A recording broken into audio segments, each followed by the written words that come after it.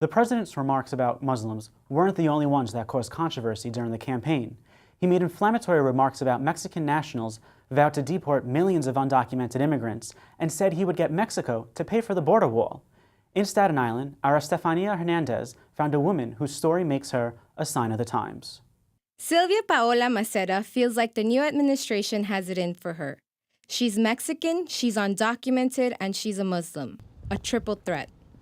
The challenges I get with being a Mexican Muslim is the question that racist people ask me. Like, what they think a Muslim is like a dark girl with like really dark features. When they ask me, where are you from? And I'm like, I'm Mexican. Sylvia says Trump's rhetoric during the campaign and his recent executive actions have made her feel conspicuous and vulnerable as a Muslim woman. I realized that people around me, like in the city especially, that they don't want to be next to me. When I go to the city and I dress up in a abaya, which is like a whole body suit, and I'm wearing minimum makeup, they don't want to sit next to me. Sylvia was raised Catholic but converted to Islam 3 years ago after speaking with a friend about Muslims. He spoke very badly about them. Every day I was just looking into it, and it turned out to be the opposite from what he said. You know, it changed me. I became a better person, and reading the Quran, it was beautiful to me. For most of her life, Sylvia has lived in the shadows. Her parents brought her to the U.S. when she was only 4 years old. I didn't think I had much for me, you know.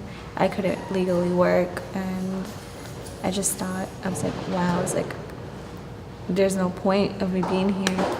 But when she finished high school, she found out she was eligible for a new policy enacted by the Obama administration in 2012, Deferred Action for Childhood Arrivals, commonly known as DACA.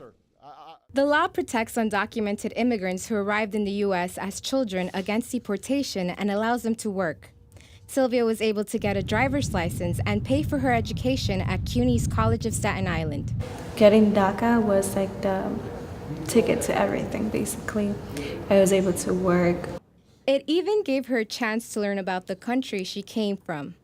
As a student, she was able to participate in a program called Advanced Parole, which allowed her to travel to her hometown in Mexico for the first time in 17 years. I'm in Mexico. Estoy grabando un video para que mi mami vea. She returned 4 days before the inauguration because she worried she might not be able to re-enter once President Trump took office. Wow. We're getting you out. We will build a great wall, and we will stop illegal immigration for good. For now, DACA recipients remain protected, but with an unpredictable president comes increased insecurity for Sylvia and her family, and reports of increased raids on undocumented immigrants have Sylvia worried. It's scary because my name's under the system, so if he decides, you know what, those are easy targets to deport. Our name's in the system, my address, everything, and my family. So it's hard because you don't know what to expect anymore. Which is why Sylvia is speaking out. When I'm at a protest, the feelings I get is like, I get so emotional because you know how much hate there is in the world. There's so many people that are against like immigrants, Muslims. It feels so warming and beautiful to know that there's other like many thousands of people, millions of people that are here standing next to us. It feels beautiful to know that other people are fighting for our rights. Sylvia hopes telling her story will help others join that fight.